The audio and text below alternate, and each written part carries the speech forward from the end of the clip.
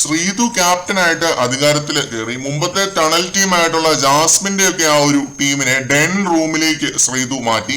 അതിലേക്കാണ് ജിൻഡോ, സിബിൻ എന്നിവരെയും കൂടി ശ്രീതു ആഡ് ചെയ്തത്. ഇപ്പോൾ ഡെൻ റൂമിലുള്ളത് ജാസ്മിൻ, അൻസിബ, ജിൻഡോ, സിബിൻ എന്നിവരാണ്. ഇവരാണ് ഈ ആഴ്ചത്തെ കുക്കിംഗ് ടീം. പിന്നെ മുമ്പത്തെ നെക്സ്റ്റ് ടീമിനെ ശ്രീതു ടണൽ റൂമിലേക്ക് മാറ്റി. സായി ആണ് captain. Abhishek S, Abhishek K, Nora, Nandana ഇവരാണ് ആ ഒരു ടീമിലുള്ളത്. മുൻപത്തെ ഡെൻ ടീമിനെ നെക്സ്റ്റ് റൂമിലേക്കും ശ്രീതു മാറ്റി.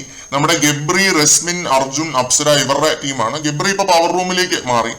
അപ്പം ഈ 3 പേരാണ് ഈ ആഴ്ച നെക്സ്റ്റ് റൂമിലുള്ളത്.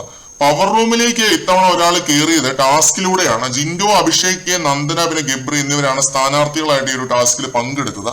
കോൺസെൻട്രേഷനും ലിസണിങ് സ്കിൽസും ഏറെ പ്രാധാന്യം കൊടുത്തൊരു ടാസ്ക് ആണ് ഇത്. ഈ ടാസ്കിൽ ഏറ്റവും നന്നായിട്ട് കളിച്ച് ജയിക്കുന്ന ആൾക്ക് ഈ പറയുന്ന കോൺസെൻട്രേഷനും ലിസണിങ് സ്കിൽസും ഉണ്ട് എന്ന് വേണം കരുതാൻ. ഇന്നലെ പ്രോമോയിൽ കണ്ട പോലെ ഗബ്രിയാണ് ഈ ഒരു ടാസ്കിൽ വിജയിച്ചത്. നല്ലപോലെ തന്നെ കളിച്ചു കേട്ടോ. ഗബ്രിക്ക് ഈ 2 സ്കില്ലും അതേസമയം തന്നെ ഭാഗ്യം എന്നൊരു ഫാക്ടറും ഉണ്ട് എന്നാണ് ഞാൻ വിശ്വസിക്കുന്നത്. അതുകൊണ്ടാണ് വീണ്ടും പവർ റൂമിലേക്ക് പുള്ളി കയറിയത്. 4ാമത്തെ തവണയോ മറ്റോ ആണ്. ഇത്രയും ടൈറ്റ് ആയിട്ടൊരു കോമ്പറ്റീഷൻ ഉണ്ടായിട്ട് പോലും ഗബ്രിക്ക് അത് കിട്ടിയതെന്ന് പറഞ്ഞാൽ ഭാഗ്യം എന്ന് പറയുന്ന സാധനം ഇല്ലാതെ കിട്ടത്തില്ല.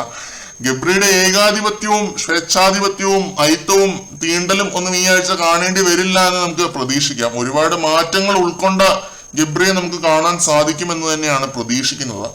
അപ്പോൾ ഈ ആഴ്ചത്തെ പുതിയ പവർ ടീമിൽ ഉള്ളത് ശ്രീരേഖ, ഋഷി, ശരണ്യ, ഗബ്രി എന്നിവരാണ്. സിബിന്റെ സ്ഥിതി ഇപ്പോഴും വളരെ മോശമാണ്. കളിക്കാൻ മെന്റൽ ഹെൽത്ത് ഇല്ലാത്തവരെ അതിനകത്തിട്ട് ടോർച്ചർ ചെയ്യുന്നതിനോട് എനിക്ക് ഒരു യോജിപ്പുമില്ല. പുള്ളിയെ പുറത്താക്കുന്നത് തന്നെയാണ് ഏറ്റവും ബെസ്റ്റ്. അത് ചെയ്യാതിരിക്കുന്നതാണ് നമ്മളെ പേഴ്സണലി ഒത്തിരി വിഷമിപ്പിക്കുന്നത്. അപ്പോൾ കൂടുതൽ അപ്ഡേറ്റുകളുമായിട്ട് നമുക്ക് വീണ്ടും കാണാം.